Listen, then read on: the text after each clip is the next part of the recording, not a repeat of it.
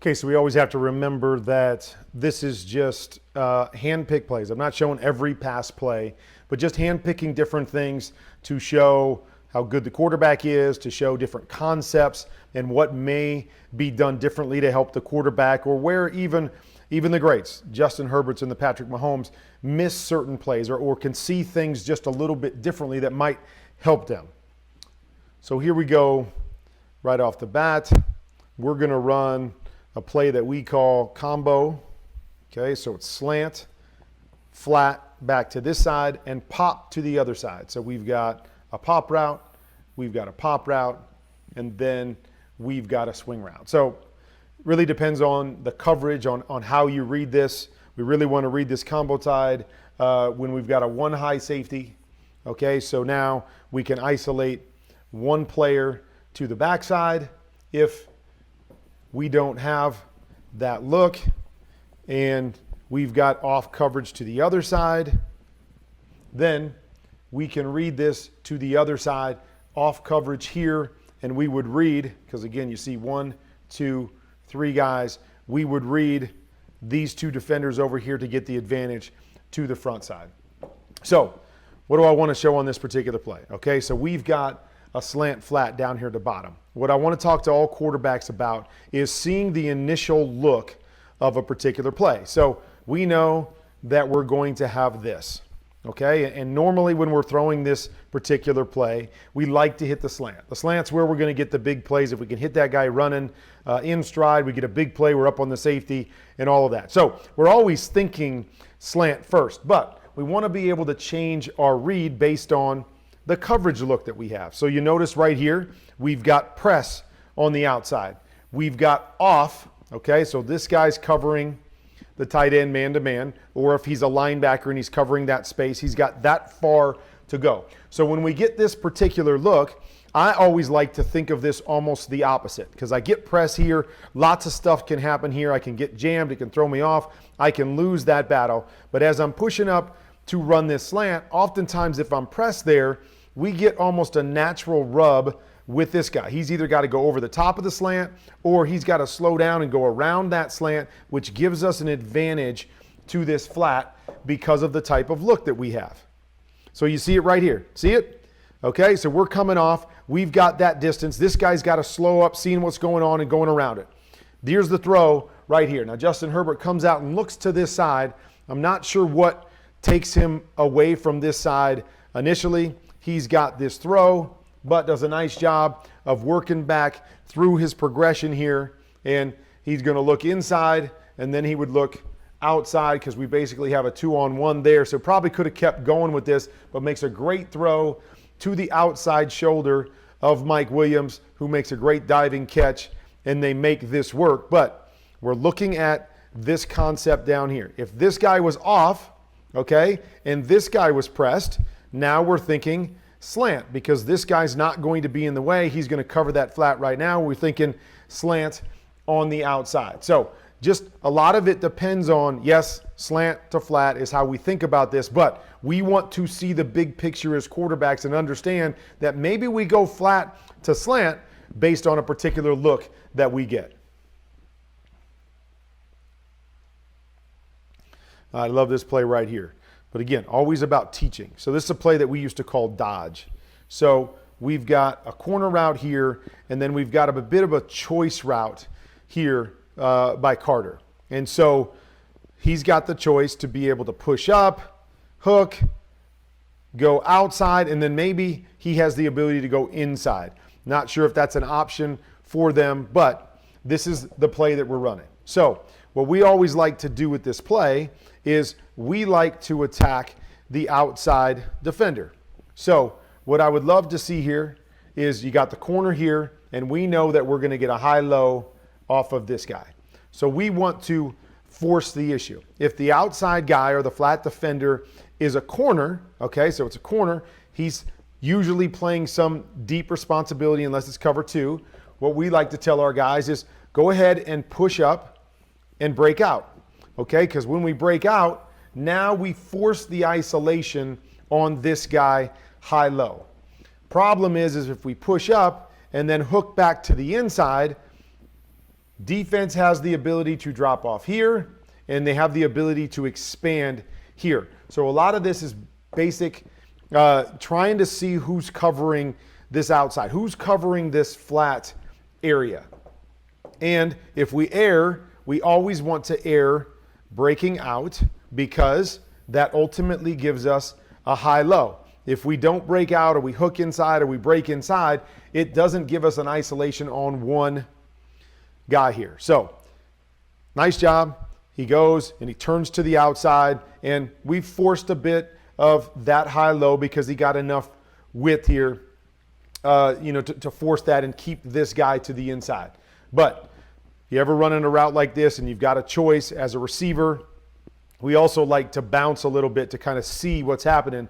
But always think to yourself, err on the breakout, so you stay away from the inside defender and you isolate this guy high-low. But nice read by Justin Herbert right here. Sees it, sees the corner start to fall back, turn his hips to the inside. Boom.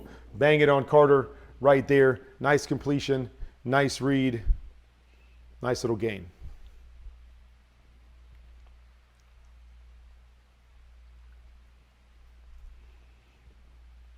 All right, so here's another one. Similar idea, right? We're going to come off here. We're going to run the corner. We ran a jet sweep here, but this guy's basically running a swing route, which turns into our flat. So once again, we're reading this defender. Then we would work back to the inside.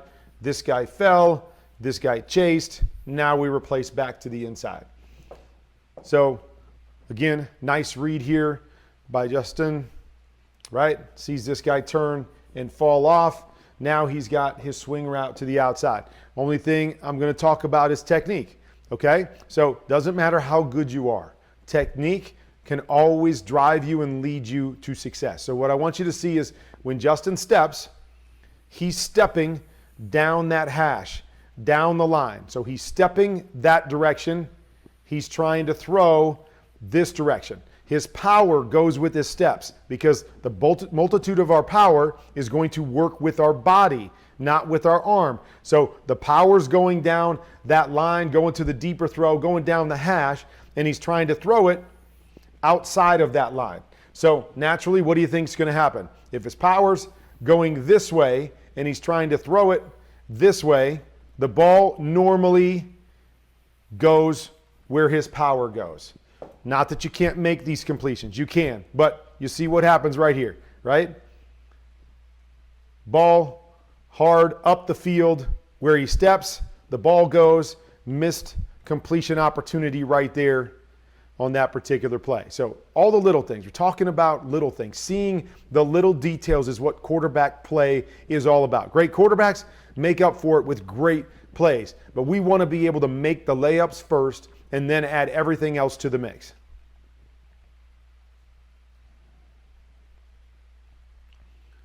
Okay, so a couple things here. And again, teaching as much as anything. So we're going to run a little play right here, hook or possibly a return, a play that we call bullets off to this side.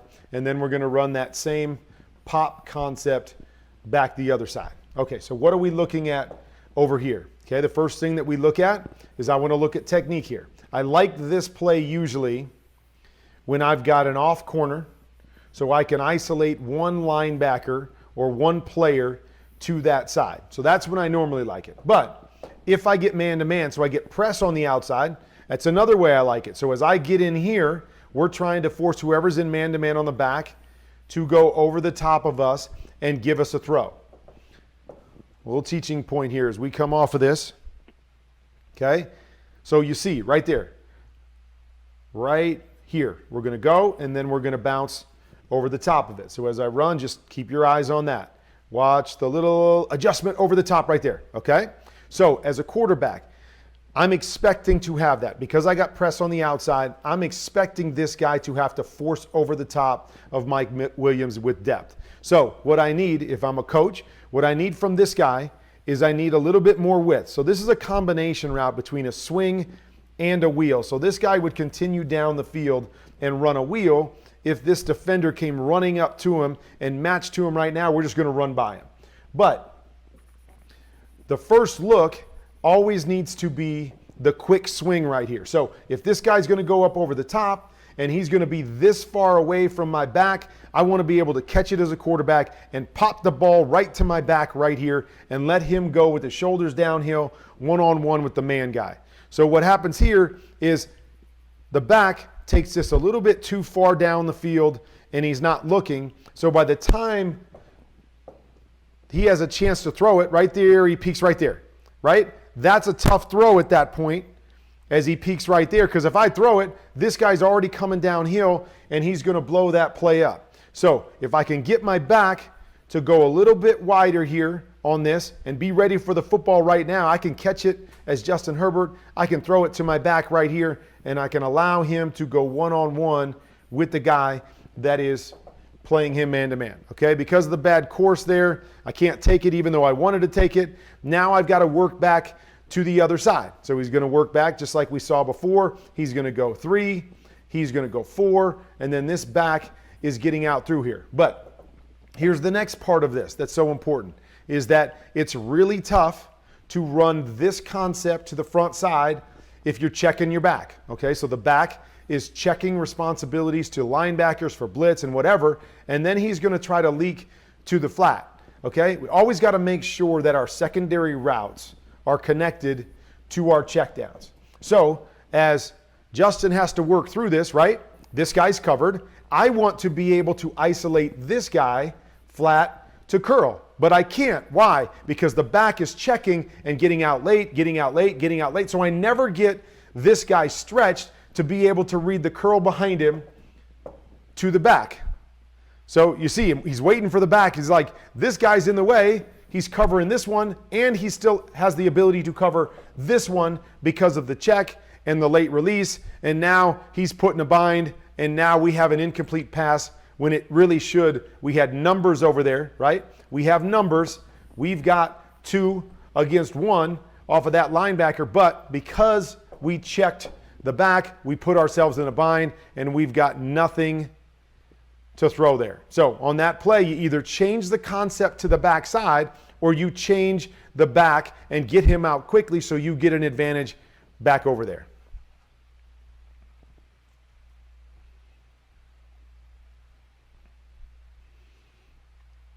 All right, so right here, I get it.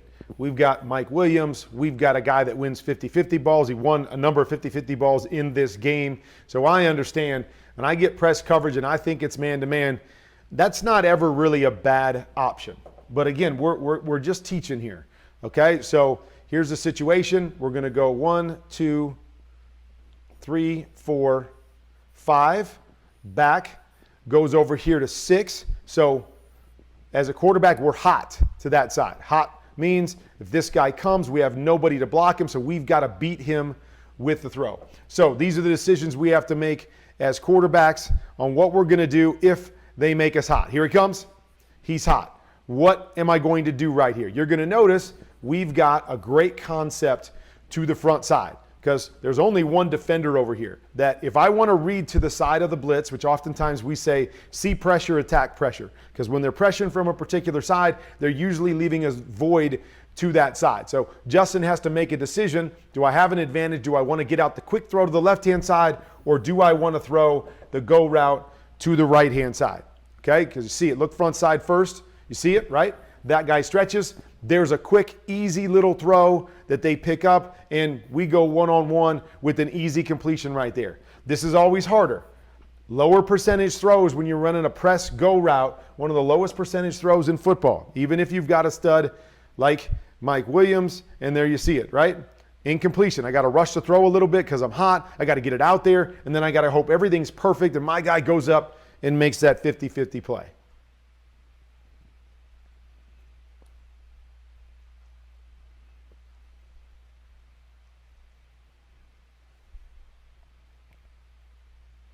Okay, like this concept here. Okay, so these are what we call 7 stops. Pushing up, going to a corner, which is a 7 route, and then we're turning around and hooking. Here, up, and then we're turning around and hooking. A guy in the middle, and then what we have is, should have flats to both sides. Okay, flats to both sides. So idea is we get corner off, corner off on both sides. Idea is we're going to read a high-low off of one of these defenders over there, okay? He can either take the flat or he can take the 7-stop. Same thing on this side, and we're going to isolate that particular guy on that play, okay? So here's another issue. What are we doing? Okay, we're checking our back again, okay? We're checking our back. So this time, our back is actually checking what looks like both sides, okay? So we're giving him a dual read, so he's going to check to one linebacker, and then he's going to have to check to the other linebacker. So we're scanning him, so we're trying to pick up as many blitzes as we possibly can. Okay, no problem. If you want to run that protection, do not run this to that side, because this is a dead play if my back doesn't get out to the flat, because once again, we cover ourselves up and we don't influence that underneath guy. So if you want to do that, put the backside guy on something else. Okay, put him on a 12-yard speed out. So if I get one-on-one and these guys are all tucked inside, I can just take that as an alert. If I don't like that, then I'm going to read to the side that we've got a guy getting to the flat so he can clear it out. We mirror it up and the quarterback goes, oh, I want to go to the left-hand side, but now I don't get my back out to throw it. So as a quarterback, I've got to realize, okay, my back might not get out to the left-hand side. So you see, what is Justin Herbert doing here? He's looking over here. He's looking at this one because he feels like, man, everybody else is pushing to the strong side. Let me work the weak side. Oh, but I can't because this guy's stuck in here and he never gets out there to pull that defender, because as you see it right there, right? That's what he's looking for. He's looking to throw in that window right here. This guy eventually gets out there, so if he's on that side, he should just stay there and throw his underneath route. But he really should be coming back to this side right off the bat, knowing I'm in trouble because my back has to check. But he might not even think about that because he's just thinking, oh, I got 7 stops and flats to both sides, but we have to take into consideration what this guy's responsibility is on a particular play. All right? Next piece to it. Coaches, players, okay? Watch this right here. He runs a flat, and then he stops right inside the numbers. We've got a 7-stop coming behind it. Keep running. Keep running. Get outside the numbers. Get out to about 4 yards from the sideline, and then you can slow down. Do not slow down here because, again, it allows this guy to play both of them because we're not forcing him, right? You see it right there. He's going to stop, so this guy's in position to hold this off and come and make a play on that, and we haven't put him in a bind. Keep running. Keep running. Okay, nice move afterwards, but you see it. He's in no man's land. We make a good tackle right there, and we're down because of the little details of every single part of every play.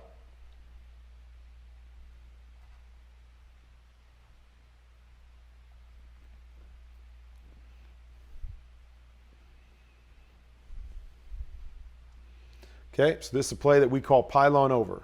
So we get press, we're going here, we're running to the pylon, then we're pushing up and we're running an over, and then off the play action, we'll have a guy in the flat, so we get 3 layers right here off of the defenders. Okay, we're in man-to-man coverage right here, so the layers aren't as important. But what's the read? Okay, the read starts right here, and I'm just simply looking at that defender right there. Now, again, we could say Mike Williams has him beat a little bit, but I look at that with a guy that's going to the outside. He's got outside. The corner has outside leverage on him, so I know if I throw the ball where the receiver's going, he's going to have to go over the DB to catch it. Now, we'll run this one time, and he throws it, and it's exactly what the receiver does, right? The defender's right there. I got to go over him and get it, but my guy goes over him and gets it. Another great play by Mike Williams, but I want you to just watch. I'm simply looking at leverage as much as anything. I don't see any separation there, and so that's going to be a tough throw. We can still make it, and that guy can still make a great play, but come off to the other side. You know, again, we're looking at little things. What am I looking at? Before the snap, I see press here. I see off and outside leverage to that side. So I know when this guy's coming across, I'm going to have great leverage on the over. Yes, I'm still going to peek this because Mike could win in man-to-man. He beats the press right now. I'm in great shape, but I know I've got something really good coming from the other side, so you don't have to force it, right? Again, I don't know what he saw. I don't know why he feels that's a great relationship. Or maybe, again, it's just, hey, it's Mike Williams against anybody. Throw the ball up because the guy's chasing him. I think we'll win the 50-50 balls. We'll get a PI. Okay, that's very likely. And I can buy into that theory if that's why you're doing it. But if you see that guy running outside leverage, knowing what you had initially, come off to that deep over, and you see it right there. That deep over is an easier, big chunk play as well, even though Mike goes up and makes a great play.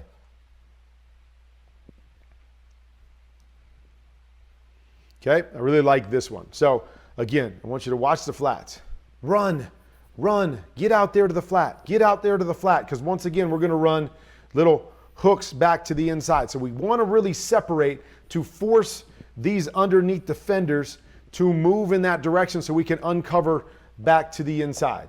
Okay, so a little bit slow going out there, but based on the coverage that they have. So, again, this is a pick-em side. Okay, what do I mean by a pick-em side? I simply mean we got the same route on both sides. We're going to really count numbers. So really, if this guy's playing up and this guy's playing up, okay, we really don't have an advantage anywhere because they've got a pretty even look in what we would call cover 2. So they've got 5 guys underneath. So there's not really any zones underneath. If he felt this guy was in off coverage, then we want to go to this side, which is, I think, what he does right here, because now it gives us an advantage of we're going to have to force these guys to move to cover, and then our back is still going to go to that side, so we gain the advantage over there. So that's why I think he looks to the left. Okay, but as he looks here, corner comes up to take the flat. I can't take it. This guy matches right to the hook. Can't take it. Quarterbacks, always know where your check down is. Always know where your check down is. Okay, understand the look. Boom, love it. He gets right to his check down quickly. Get a completion, okay? We'll take that. 6 yards. They had the perfect coverage. Again, you could say, well, he could go down here because that corner plate's offer. Yeah, he probably could have, but he didn't know that. He expects that guy to cover there, that guy to cover there. Like I said, I think he thought this guy's deep enough that maybe I can get a play here, but this guy sneaks up late. That guy matches. Okay, everything is really covered here or should be covered. Know where your check down is. Get a completion. Get yourself 6 yards. Really love it right there. All right, so this is the big interception, okay? And this is a great teaching tool for all of us, okay? First of all, it's a teaching tool for our wide receivers or our tight ends, right? I understand he was tired, but do what you're supposed to do even when you're tired. Even if you can't give full effort, don't make it up, okay? I tweeted a couple weeks ago, this is why I don't like receivers adjusting their routes along the way. I just want them to run. You run, and then I'll make the decision, because when they start adjusting, now that puts us in a bind as a quarterback. So really, all they're running here is the same play we just saw. The stick concept. It's a flat, and then it's a stick right behind it. So as a quarterback, I'm trying to read this outside defender. If he goes running to the flat, I'm going to try to hit the stick underneath it. Okay, so that's what we've got here. That's what we're looking at. Okay, so, okay, keep running. You're right. You're going to be covered. Just keep running and give me the one-on-one throw here, and I'll try to put it on the outside number, and we'll try to be successful. But Everett here, okay, not only is he tired and does he run slow, but as he goes out here, he feels the defender go outside. So his first step is he kind of hesitates and starts to fall back to the inside. See that? See, I'm starting to adjust my route. I'm not supposed to do that, but I'm starting to adjust my, I see that guy. I'm going to make myself available, okay? And then biggest problem right here, okay, let's look at a couple things. Okay, first of all, they missed some protection up there, so somebody's coming free and somebody's in his face. But quarterbacks, don't ever let one of these guys, when they do the wrong thing, force you into throwing it to him. Once this guy does the wrong thing, throw it away. Okay, move on to the next guy. I've seen this happen too often that we allow this guy, oh, he adjusted his route. I'm going to try to make it up, thinking I know what he's going to do. Once he adjusts his route, you have no idea what he's going to do. This kills Justin Herbert right here because he tries to trust his guy, and it's a bad situation, and this guy starts to fall back inside. So he goes, okay, I think he's going to go back to the inside. I'm going to throw it there, and then he continues out here because, again, he's making it up as he goes. Okay? Receivers, don't make it up. And again, I know it works out sometimes, and you find the hole, and everything's great, and we're excited. It kills this guy, when you start making things up and they don't know what you're doing, it's really hard for them to make decisions. This play cost them the game. I go inside. Oh, now I'm going to fall back outside. I'm just trying to find a hole. I got pressure in my face. Think he's going inside. Justin, throw it away. Throw it away. And again, I understand. It's hard. You want to just make a play, but throw it away in this particular situation. Live for another down or work to your next guy and work the outside option right here because this is dangerous every single time. You anticipate he does something you don't know because you've never done it before, and now we give up a 99-yard pick six, and that could have cost us the game.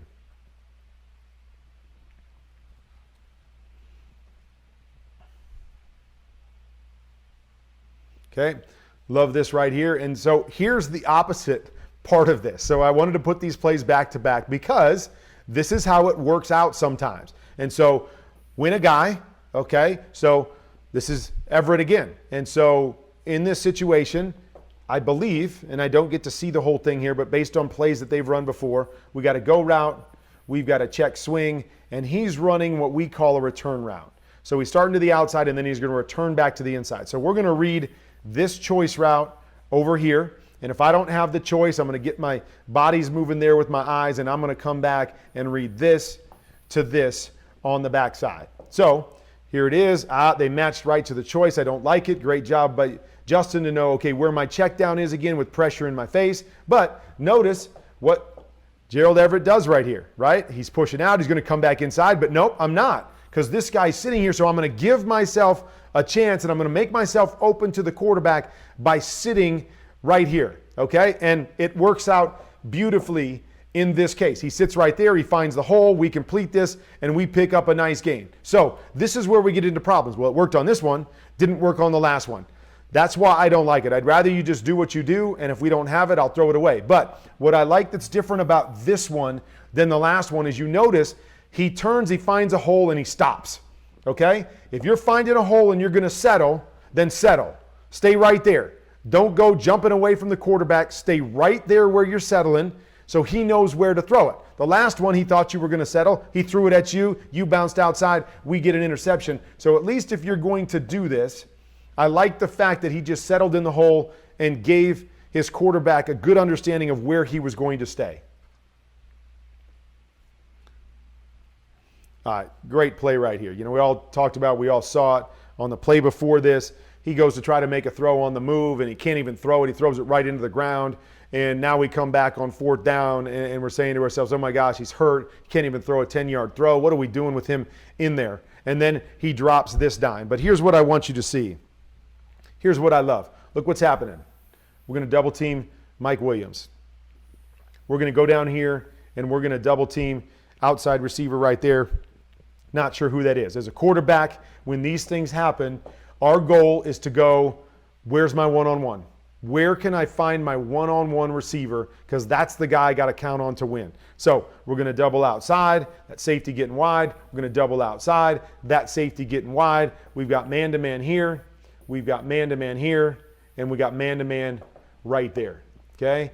Look at this. Recognizes it, sees it, understands that the safety's outside. Now, man, they might have even been doubling Carter here. I don't think they are because of how wide this guy gets, but I think he reads the release here, the inside release, and now it becomes almost a double team on Carter. But he finds the guy that's not doubled, the guy that gives him a shot to get this first down, and then on top of it, this is what these players do. It doesn't matter if you play great the whole game. They make great plays at big moments.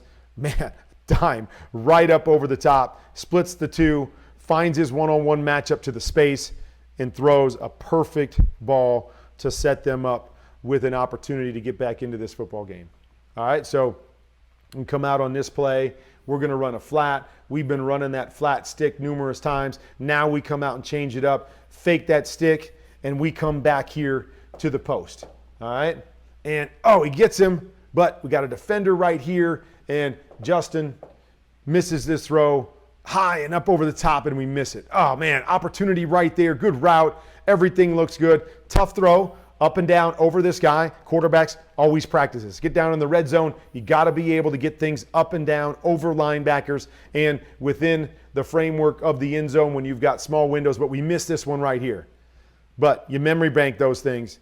You memory bank those things because they came back 2 plays later on 4th down, and we're going to run the exact same play. Stick, whoop, we're going to come back to the post, and this is what I love. Yep, I missed one, coach. Come back to it. I won't miss it again. Same relationship. He lets him go a little bit further because he knows that guy's the guy that was in the way last time. Lets him go a little bit further. Boom. Now I'm going to throw it up and over, drop a dime on my guy, and we're going to go get ourselves a touchdown in a situation where we must have the touchdown. Great job right there. All right, a lot of good stuff there on the tape. Could have pulled out even more plays to teach, but some great stuff by Justin Herbert. Okay, some things that I believe the Chargers can clean up on to make his job a little bit easier. Some other things, big picture things to see, to be able to see pre-snap that will help you make the best decision post-snap. So a lot of great things to teach on this tape, a lot of things for both quarterbacks and coaches on this tape. But as we always talk about these young quarterbacks, man, you might not bring your A game, you might miss a few things, you might get banged up a little bit, but these guys are so good in the moment at stepping up and making the plays their teams need them to make. And that's exactly what Justin Herbert did. It's exactly what Patrick Mahomes did, even though he didn't play his best game. But that's why it was such a good football game. Came down to the end because these 2 young guys, forgetting about the mistakes that they made or how things haven't gone their direction, in the moment, making those big plays.